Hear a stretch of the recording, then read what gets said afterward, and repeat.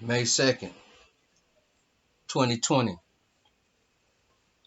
Device-based biometrics for immunity passports in the dock, while payment card market revs. That's the headline, but peep the slang. If you're trying to stay in the game, you will peep the slang. Immunity passports are a hot topic in the global identity industry this week, and fingerprints, both in terms of payment cards and the safety of common systems, was a subject of major interest in the biometrics community. Our interview with one of the top biometric testing experts in the world and ongoing coverage of efforts to enable remote trust and public safety also generated broad interest. In our top story of the week, the importance of getting the details of an immunity certificate system right is expounded in a report by ID 2020, ED Dakota Gruner, who says biometrics could be used for security so long as they stay on the user's device to keep the sensitive data private.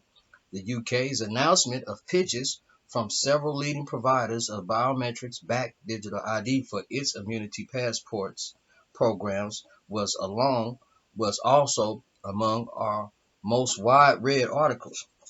The government has yet to commit to implementing any of the proposals. However, an immunity testing is reported to not yet be at the minimum levels of accuracy and availability that would be required. A pair, a pair of major developments in the fingerprint payment card space are the subject of the next most read story of the week, with Idemia taking a Frost and Civilian 2019 Best Practices Award for its innovation, particularly around biometric smart cards.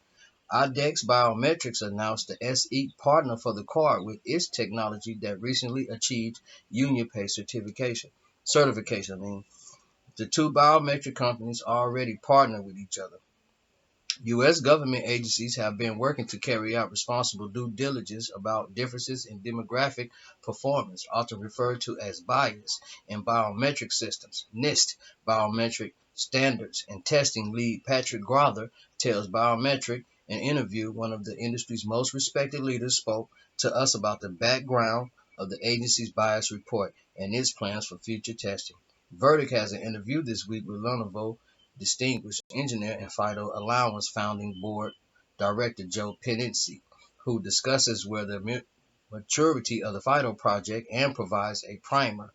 Pennisi also talks about growing awareness of the specification and the importance of privacy.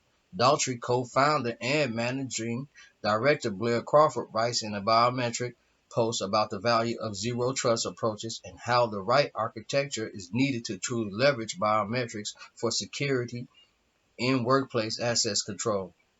An AI surveillance report has been suspended by Utah after the state learned about the extremist history of the CEO of its contractor, Banjo, which includes a drive-by shooting in Gadget reports. Banjo briefly held a contract for anomaly detection for data from the city's public cameras and other systems. The difficulties of carrying out biometric voter registration is becoming an issue for democracies in Africa. The launch of Cote d'Ivoire's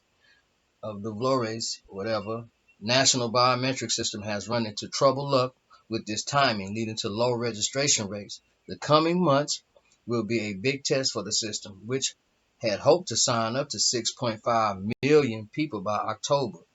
The NEC has developed a quarantine compliance app in collaboration with developers in New Zealand. The app uses facial recognition to confirm the identity of users, providing updates of their health and location. How countries that have not digitally transformed their government services, including the U.S., can carry out their pandemic responses effectively is examined by Everest CEO and co-founder Bob Reed and NASDAQ guest contribution. A biometric onboarding process for an eGov account followed by a deposit into a e-wallet was recommended. Instanio's digital transformation, let me spell that for y'all, ESTONIAS,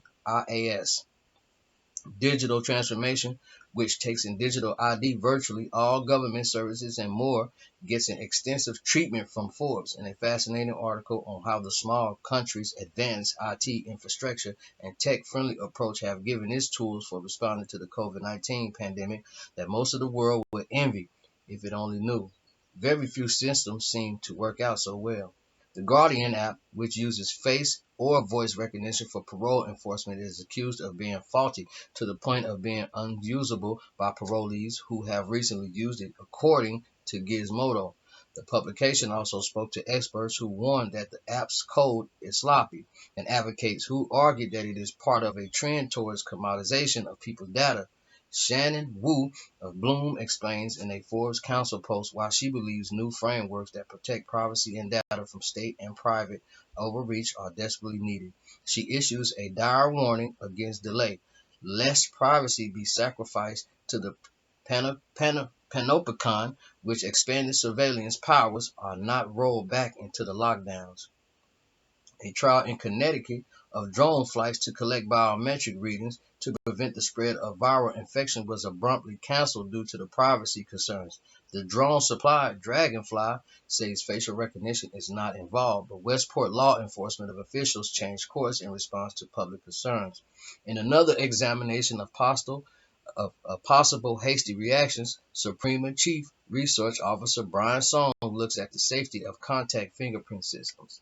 In the shadow of the pandemic and a popular biometric update, transmission of the novel coronavirus through shared surfaces is certainly possible, but the likelihood of catching it from a properly maintained scanner are far less certain.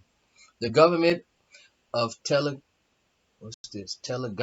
Telangana is considering facial and voice biometrics among options to replace contact-based fingerprint scanning for employee time and attendance, according to an interview in the Economic Times with State IT Secretary Jayesh Ranjan.